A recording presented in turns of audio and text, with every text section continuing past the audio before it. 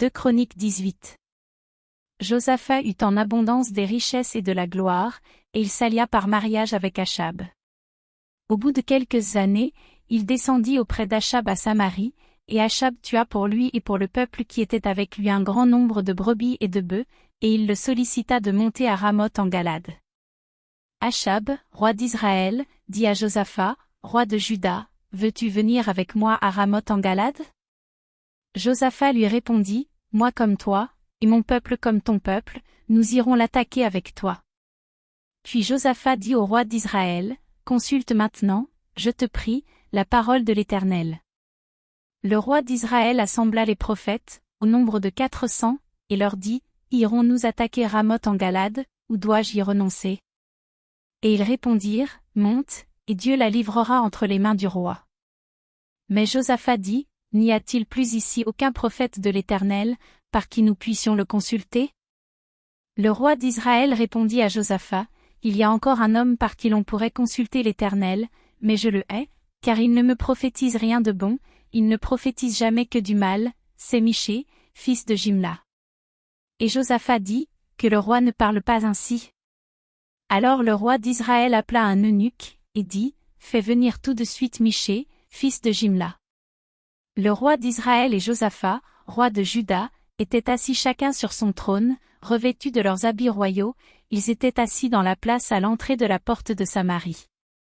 Et tous les prophètes prophétisaient devant eux. Sédécia, fils de Kenana, s'était fait des cornes de fer, et il dit, ainsi parle l'Éternel, avec ces cornes, tu frapperas les Syriens jusqu'à les détruire. Et tous les prophètes prophétisèrent de même, en disant, monte à Ramoth en Galade.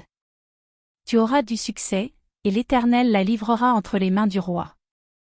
Le messager qui était allé appeler Michée lui parla ainsi, voici, les prophètes d'un commun accord prophétisent du bien au roi, que ta parole soit donc comme la parole de chacun d'eux. Annonce du bien. Michée répondit, l'Éternel est vivant. J'annoncerai ce que dira mon Dieu. Lorsqu'il fut arrivé auprès du roi, le roi lui dit, Michée, irons-nous attaquer Ramoth en Galade, ou dois-je y renoncer? Il répondit, montez. Vous aurez du succès, et ils seront livrés entre vos mains. Et le roi lui dit, combien de fois me faudra-t-il te faire jurer de ne me dire que la vérité au nom de l'Éternel? Michée répondit, je vois tout Israël dispersé sur les montagnes, comme des brebis qui n'ont point de berger, et l'Éternel dit, ces gens n'ont point de maître, que chacun retourne en paix dans sa maison. Le roi d'Israël dit à Josaphat, ne te l'ai-je pas dit? Il ne prophétise sur moi rien de bon, il ne prophétise que du mal. Et Michée dit, écoutez donc la parole de l'Éternel. J'ai vu l'Éternel assis sur son trône, et toute l'armée des cieux se tenant à sa droite et à sa gauche. Et l'Éternel dit, qui séduira Achab, roi d'Israël, pour qu'il monte à Ramoth en Galade et qu'il y périsse? Ils répondirent l'un d'une manière, l'autre d'une autre. Et un esprit vint se présenter devant l'Éternel, et dit, moi, je le séduirai. L'Éternel lui dit, comment? Je sortirai, répondit-il, et je serai un esprit de mensonge dans la bouche de tous ces prophètes. L'Éternel dit, tu le séduiras, et tu en viendras à bout, sors, et fais ainsi. Et maintenant, voici, l'Éternel a mis un esprit de mensonge dans la bouche de tes prophètes qui sont là. Et l'Éternel a prononcé du mal contre toi. Alors Sédécia, fils de Kenana, s'étant approché, frappa Michée sur la joue, et dit, par quel chemin l'Esprit de l'Éternel est-il sorti de moi pour te parler?